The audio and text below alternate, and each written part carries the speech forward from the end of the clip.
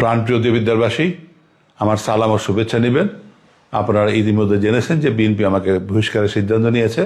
আমার দল আমাকে বহিষ্কার করলেও আমি আমৃত্যু বিএনপিকে মনে প্রাণে ধারণ করব। আমি আমার চিন্তা ও চেতনা থেকে বিএনপিকে আলাদা করতে পারবো না।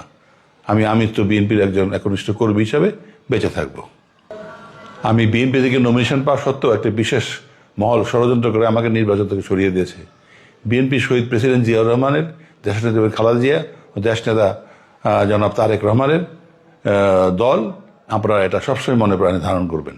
তাই দেবিদ্বার বিএনপির আপামর কর্মী ও সমর্থকদের বৃন্দের প্রতি আমার আবেদন, যেহেতু আমার অবর্তমানে বিএনপি তার ট্রাক মার্কার প্রার্থীকে সমর্থন দিয়েছে, সেহেতু আপনারা সবাই ট্রাক মার্কার প্রার্থীকে জয়যুক্ত করে সমর্থন দিবেন এবং তাকে ভোটের মাধ্যমে জয়যুক্ত করে এই কুমিল্লা 4 আসনে দেশনেতা জনাব তারেক রহমানকে উপহার দিবেন।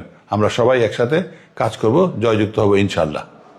আমার কোনো ভুল ত্রুটি হলে বা আপনাদের কারো মনোকষ্টের কারণ হয়ে থাকলে আপনাদের নিজের ভাই বা বন্ধু মনে করে আমাকে ক্ষমা করে দিবেন, ক্ষমা করবেন। আর বিএনপি জিন্দাবাদ, সাথ বাংলাদেশ জিন্দাবাদ।